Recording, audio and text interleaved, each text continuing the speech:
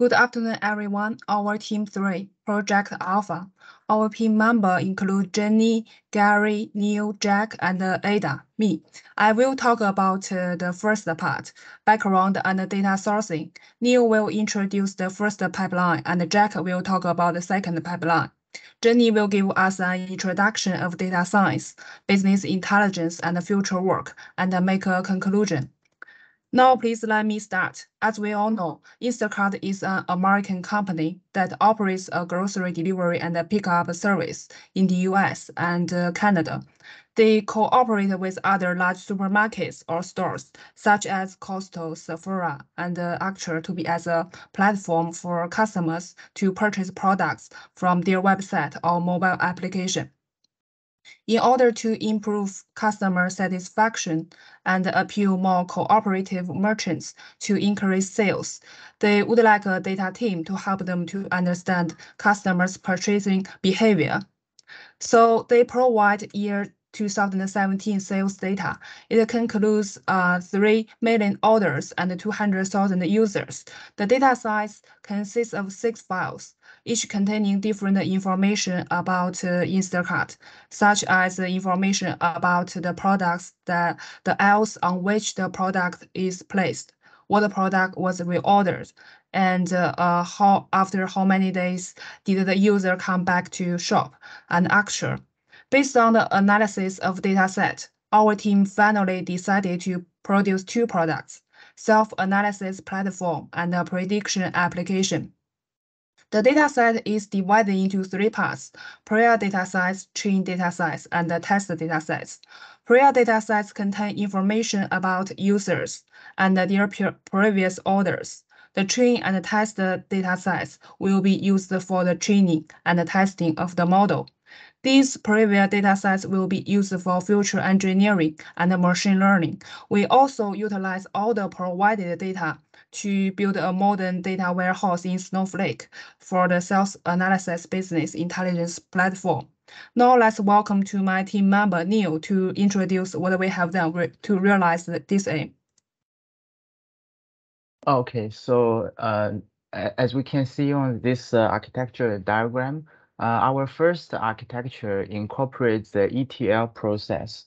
This AWS-based architecture also includes a data pipeline, a data warehouse, a BI, and machine learning model.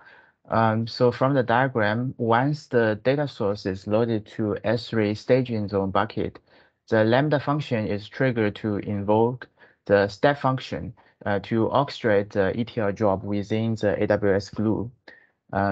The step function initially will start the AWS crawler, which create the metadata for the file that uploaded in S3 staging bucket, and then stores the metadata in data catalog.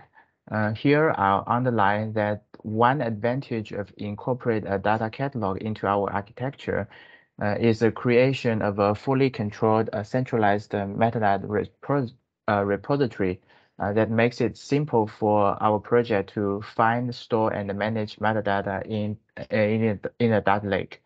The glue job will be immediately execute after the crawler has been successfully triggered by the step function. Rather than writing the complex PySpark coding, we choose a simple solution, that is to use a Glue Studio visualization function to generate the transformation process. Machine learning features will be generated after the glue job. All the machine learning feature will then be stored back into the S3 bucket, and those files will can be used for SageMaker machine learning model.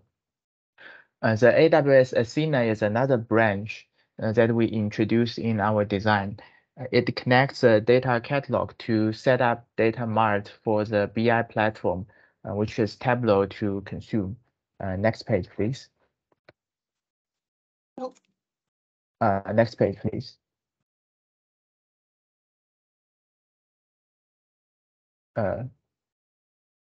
Okay. Oh, okay. So I'll go over some of the highlights and the specifics of our architecture here.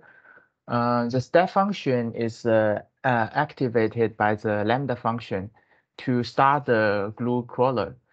This is done to ensure that the input data structure is in sync with the existing data structure in our data lake to prevent any data structure inconsistencies. The glue task can only begin to execute after the input data structure is updated by the crawler. Another benefit of this architecture is that all of the ETL service are contained within the AWS environment. The event trigger-based design makes it simple to manage. For the data transforming process, the AWS Glue Studio is used. It creates a graphical development environment as shown in the graph, which is easy for our project to create, debugging, and deploying jobs on AWS Glue. It provides this visual interface for building and scheduling ETL workflow and help our project to reduce the complexity for ETL development by providing a pre-built library of transformation. Next, Jack will introduce our second architecture. Neil, can you hear my voice? Yes. Oh, okay, thank you. So let's see the second solution architecture. And our second solution is to use Snowflake and dbt to build a data pipeline for machine learning and business intelligence. The whole process is an ELT process, and we finally prepare data for SageMaker machine learning and build a data warehouse for business intelligence. Next slide, please. So, okay, let's focus on the ELT process for preparing machine learning data. For the data extractor E and the loading L, we build a Snowflake pipeline, and the important function we use here is slow pipe, which will enable automated data loading process from S3 bucket to the Snowflake if there are any new data file are extracted to S3 bucket. And in terms of Snowflake platform, we use the task function to schedule data flow in Snowflake, and the auto caching in Snowflake help us to reduce time cost. And generally for the data loading process, we use the batch method. And then for the transforming process T, we mainly use dbt, which is widely used in the industry. We focus on using dbt to module the generate process of feature table and the final table. In terms of dbt, we use the test and the document generate function to improve and validate our data and the process.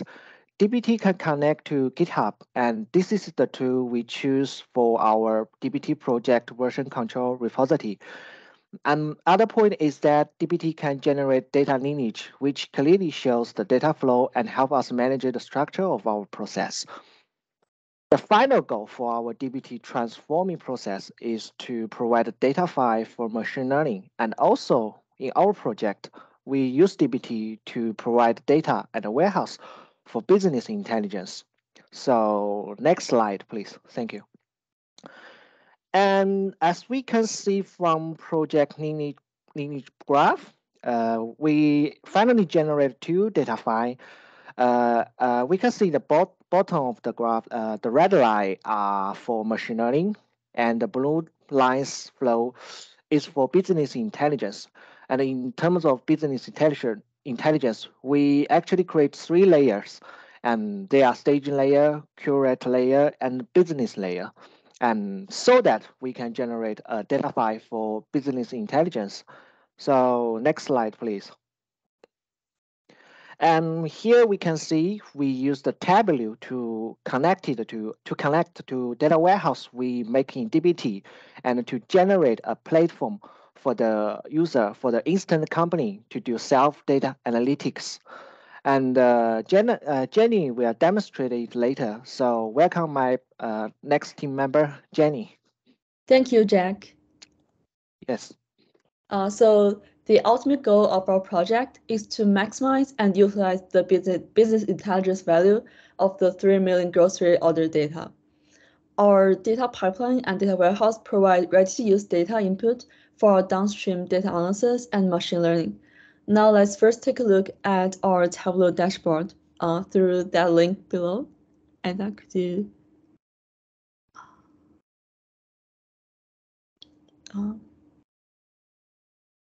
One sec. Let's wait a couple seconds. Yeah, here is the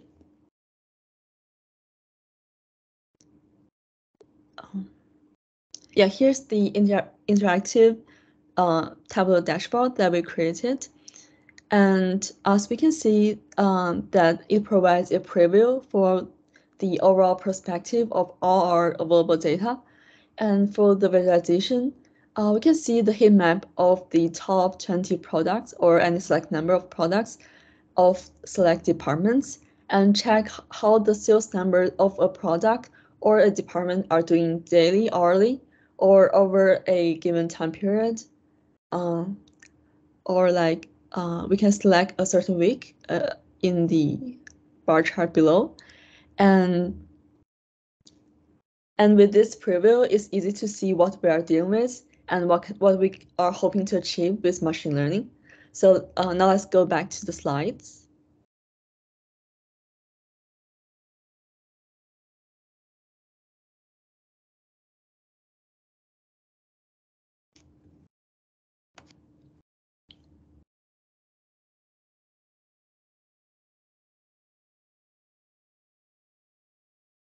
Yeah, thank you, Ada.